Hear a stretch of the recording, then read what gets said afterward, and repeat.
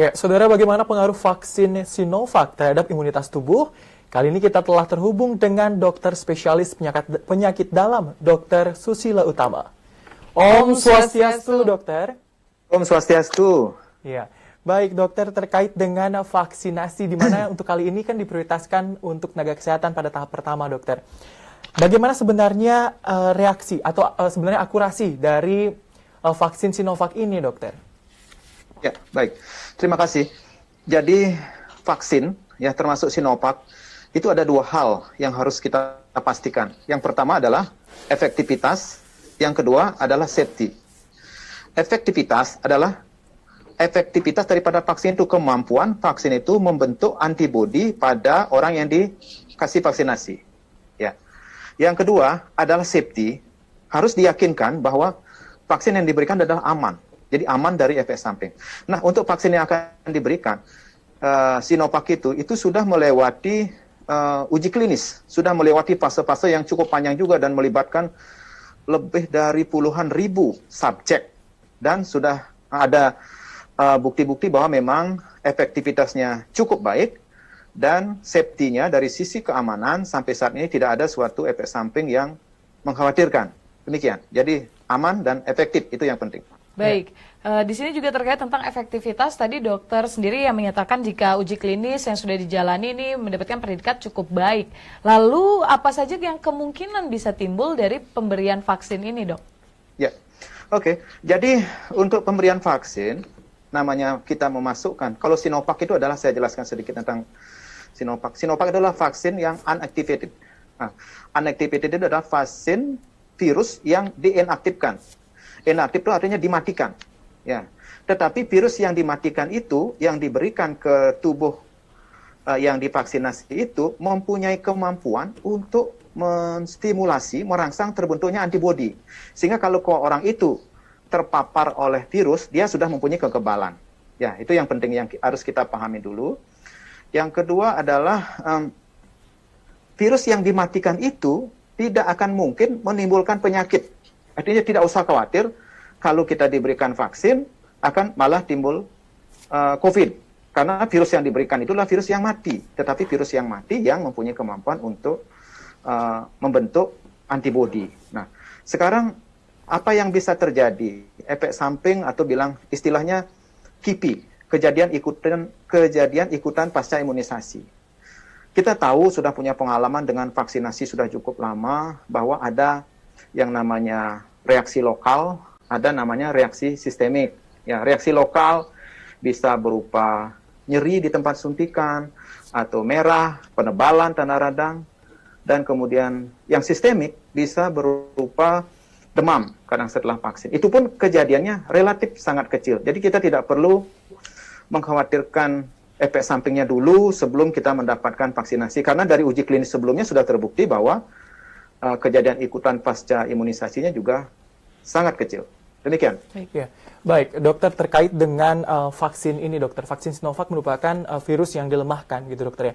Jadi apakah ada kriteria khusus bagi penerima vaksin tersebut? Apakah penerima vaksin harus melakukan isolasi terlebih dahulu, melakukan pengecekan kesehatan terlebih dahulu, atau ada hal lain yang harus dilakukan sebelum si penerima vaksin ini siap divaksin, dokter? Ya, oke. Bagus sekali pertanyaannya. Jadi, sebelum kita memberikan vaksinasi, ada beberapa persyaratan yang harus dipenuhi pada orang yang mendapatkan vaksin Sinovac ini. Kita tahu vaksin Sinovac ini, yang dilakukan uji klinisnya kemarin itu adalah pada mereka dengan yang sudah keberhasilan, adalah pada mereka dengan umur 18-59 tahun dan pada populasi yang sehat, subjek yang sehat. Artinya, yang akan divaksinasi adalah mereka yang sehat berumur 18-59 tahun untuk Sinovac ini. Ke depan akan ada beberapa jenis vaksin lain yang bisa untuk komorbid-komorbid yang lain, apakah gangguan ginjal, infeksi yang berat, dan lain-lain. Syarat daripada mendapatkan vaksin kita pastikan juga dulu adalah mereka tidak sedang terjadi infeksi akut, jadi mereka tidak sedang demam, mereka sedang ada gejala COVID dan lain-lain. Jadi mereka dalam kondisi sehat dan umur 18-59 tahun.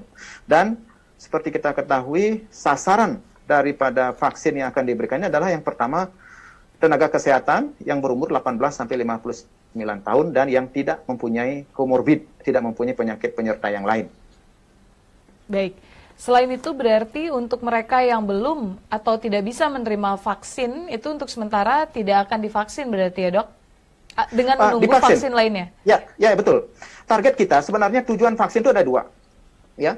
Yang pertama untuk mendapatkan kekebalan individu. Ya. Kekebalan individu adalah kekebalan pada orang yang divaksin. Yang kedua adalah namanya kekebalan kelompok atau istilah medisnya herd immunity. Sebenarnya target pemerintah kita adalah mencapai herd immunity. Untuk mendapatkan herd immunity itu diperlukan jumlah populasi yang divaksin di masyarakat itu mencapai 70%. Untuk mendapatkan 70% tentunya kita akan memerlukan yang komorbid juga. Nanti ke depan setelah vaksin Sinovac ini akan datang vaksin-vaksin berikutnya yang bisa juga untuk mereka yang mempunyai komorbid, sehingga target kita adalah 70% populasi mendapatkan vaksinasi, sehingga kita mendapatkan kekebalan kelompok bisa menghentikan pandemi ini. Itu yang paling penting. Ya. Baik dokter, jadi akan ada beberapa tahap vaksin berarti dokter ya, untuk yang memang lolos syarat vaksin tahap pertama ini, dan juga nantinya akan diberikan juga vaksin bagi yang memiliki komorbid, istilahnya yang masuk kontraindikasi berarti dokter. Ya. Betul sekali. Kemudian untuk ada tahapannya. Kita mulai dari tahapan awal dulu untuk mereka yang normal dan umur 18 sampai 59 tahun ya. Ya. Baik dok, terkait dengan ini, kalau misalkan setelah diberikan vaksin, apakah ada tindak lanjut atau hal yang harus dilakukan oleh penerima vaksin tersebut dokter? Apakah mungkin tenaga kesehatan tersebut harus mungkin tidak bekerja selama beberapa hari atau mungkin langsung bekerja setelah diberikan vaksin dokter?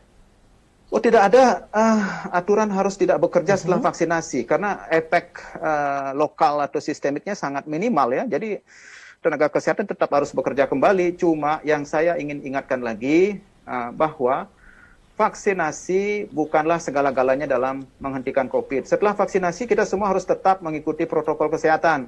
Jadi 3M-nya tetap. Jangan sampai kita mempunyai pemikiran dan asumsi saya sudah divaksin, saya tidak perlu prokes. Itu salah besar. Itu yang harus menjadi perhatian kita semua. Saya kira semua tenaga kesehatan sudah paham masalah itu. Baik, mengingat juga tentunya banyak catatan-catatan untuk para tenaga kesehatan yang menjadi orang pertama yang akan divaksin. Mungkin dari dokter sendiri di sini bisa menyampaikan beberapa himbauan untuk teman-teman tenaga kesehatan dan juga masyarakat ke depannya yang akan mendapatkan vaksin.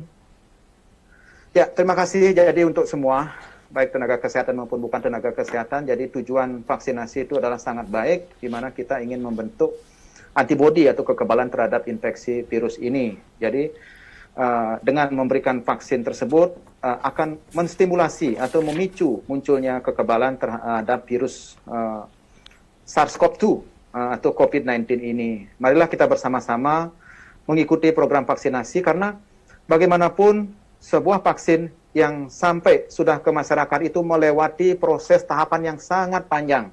Ya. Jadi uji klinis fase 1, fase 2, fase 3 sudah teruji efek sampingnya, teruji efikasinya, dan sampai melewati BPOM barulah sampai ke kita. Artinya prosesnya sudah panjang. Artinya bukan sesuatu yang coba-coba. Ini adalah memang yang harus kita dapatkan untuk menimbulkan kekebalan pada diri kita sendiri dan menimbulkan kekebalan pada kelompok sehingga kita semua bisa keluar dari COVID-19 seperti saat ini.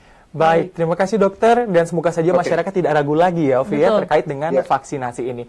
Dan terima kasih Dokter Susilo Utama, spesialis penyakit dalam, atas informasinya terkait dengan vaksin Sinovac kali ini. Dan kami akhiri dengan Parama Santi. Om Santi, Santi, Santi, Om. TVRI Bali, media pemersatu bangsa.